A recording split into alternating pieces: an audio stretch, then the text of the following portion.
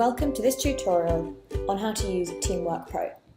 We'll be going through the process of putting together a team, including how to create and manage a job opening. The first thing to do is go to our website, Good.Co, and log in with your account details. Depending on how you originally created your account, this may mean logging in with Facebook or Google+, or entering your email address and password. When you log in for the first time, you'll be taken through a quick tutorial showing the main features. I've already been using it, so this doesn't show up for me anymore. As you can see, it automatically takes me to a team that I made earlier, but I'm going to create a new one. Using the menu in the top left, you have the option to create a team. Here, there are also options to view any existing teams that you may have already made. In the window that appears, enter the name for your team. I'm calling mine Sales Team.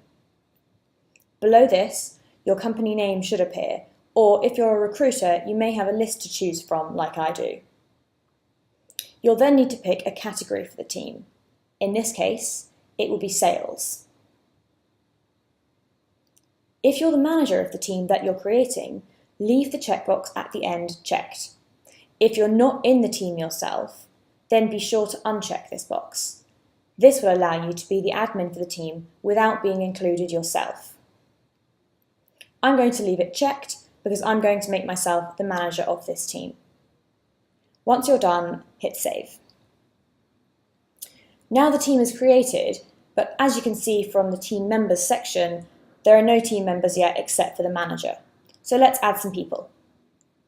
If you want to add people who don't have a Good.Co account yet, you can click on Invite Team Members. You'll then have a couple of options. You can generate a link, which you can copy and send out to people yourself. Alternatively, you can enter people's email addresses to send out an automatic invitation to them. I'm going to add one person this way. If you want to add people who already have a Good.Co account, you can search for them by name. I'm going to add a few team members in this way. First, I'm going to add Ronnie, then Tanya, and also Elaine. Once you've finished this and clicked Confirm, you can see that all of the team members now appear in the dashboard. Each team member has been allocated a team role, which appears underneath their name, and given a fit score. We'll come back to what these mean later on.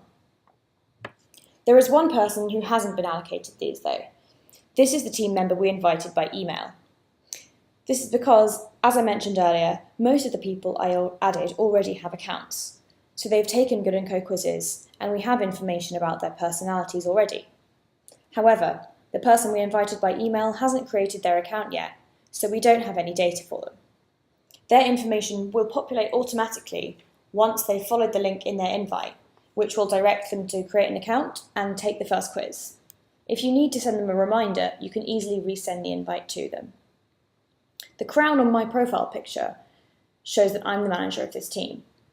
If you've made a team that you're not the manager of, you can assign who the manager is by going into Settings.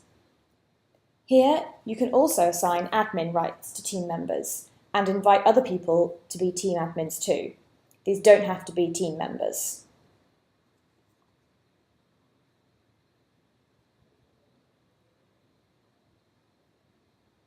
Let's make Elaine an admin too. Also in Settings, you can edit the team name and the category that you originally selected, or delete the whole team.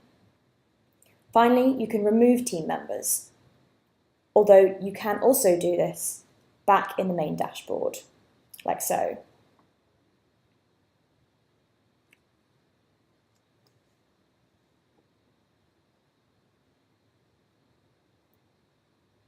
To learn about each of the team roles, you can click on the role name to bring up a description of it, as well as a key strength and weakness.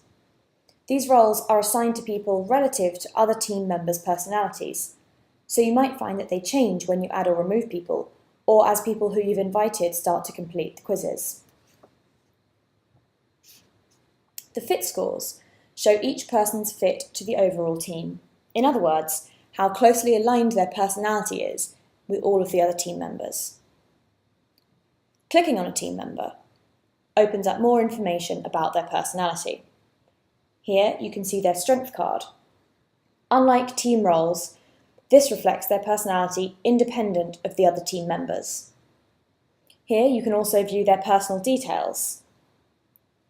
This contains things like their work history, any skills that they've added to their profile, and you can also see how their personality compares to the manager's.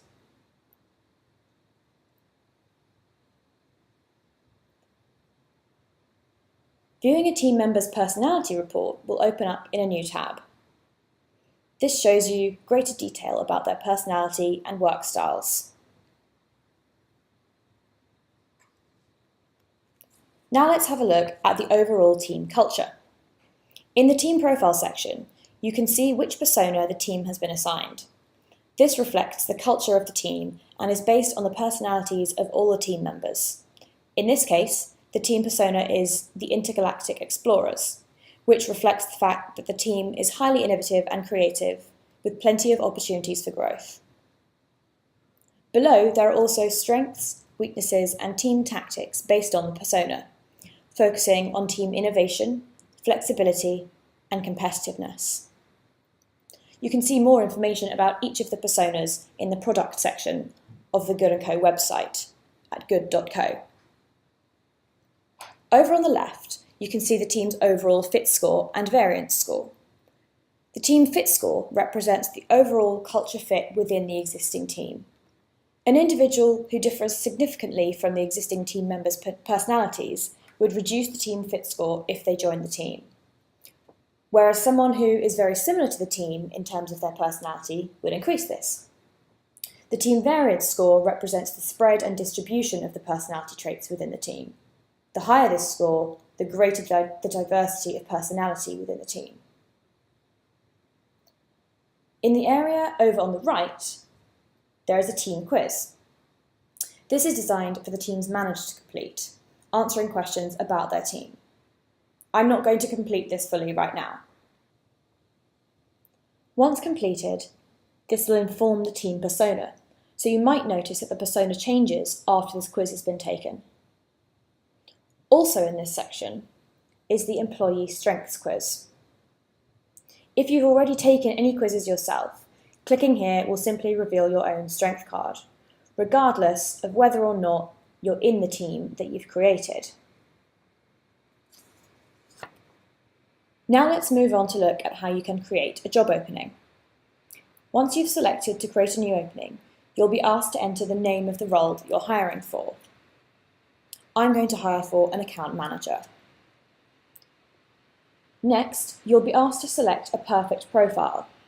This is an additional paid feature within Teamwork Pro, which allows you to compare candidates' personalities to a selection of your top performers. It's not essential for creating a job opening, so let's skip past this stage in this instance. You'll be asked how you want your new hire to think. Do you want someone who shares a similar thinking style to the rest of the team, or someone who will naturally think quite differently? Your preference for this will depend on the role and how effectively your current team is working. After this, you'll be asked to select 3 traits that you would most like to see in a candidate. You'll then be informed if a candidate scores especially highly on any of these. In this case, let's select organised, friendly, and focused. You can either invite candidates by email or share a link with them, just like when you were adding original team members. I'm going to add a couple of candidates by email.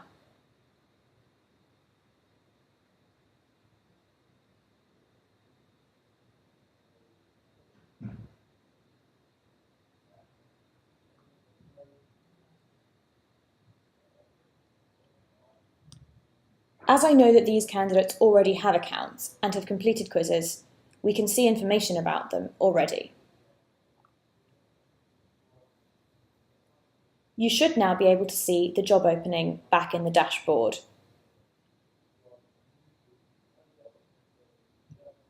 You can also access it again from the menu in the top right.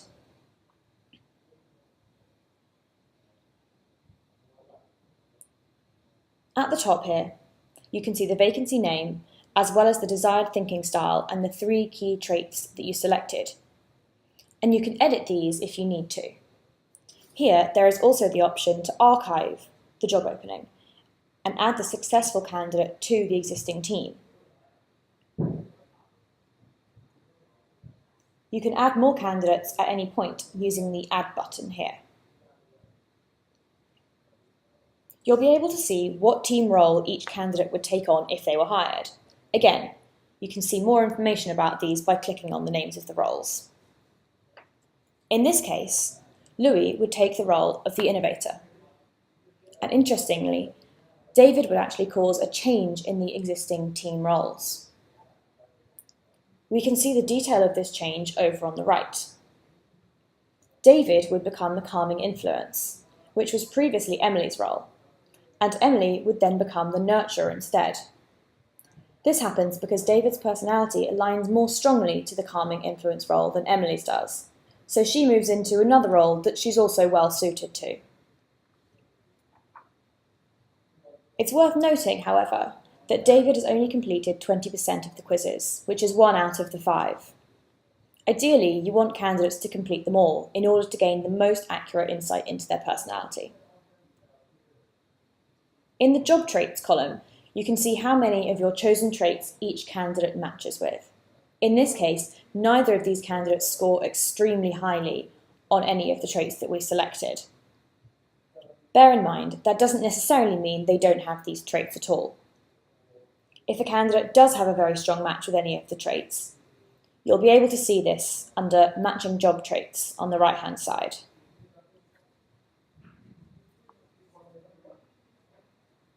The Perfect Profile column is currently empty, as we didn't choose to use this feature this time. If you were using Perfect Profile, this would show each candidate's similarity to the top performers that you selected. The Fit Score with Manager column shows each candidate's similarity to the manager based on their personality. And the final column, the Candidate Fit Score, shows candidates' overall fit to the team. This is based both on existing team members' personalities, the team quiz results, and also how closely a candidate matches to the thinking style and the 3 key traits you selected. Over on the right, we have the candidate's strength card that we've selected. And as with the original team members, you can look at their personal details and the candidate report. Below, the spider diagram shows how the candidate's personality compares to the overall team. With David, for example, you can see that he would bring up the team's level of stability, as he is particularly high on this. By clicking on this, you can see David's score on stability and that he is calm and optimistic, which goes some way to explaining why he would take the calming influence role in the team. Once you start to make decisions about candidates, you can use the rating system to mark them as a favourite, pass, or maybe. This also allows you to filter by how you've rated people, which can be especially useful if you have a high volume of candidates. Okay, well that takes us to the end of the tutorial. So, now that you're an expert in Teamwork Pro, we hope you enjoy using it to get the most out of your team.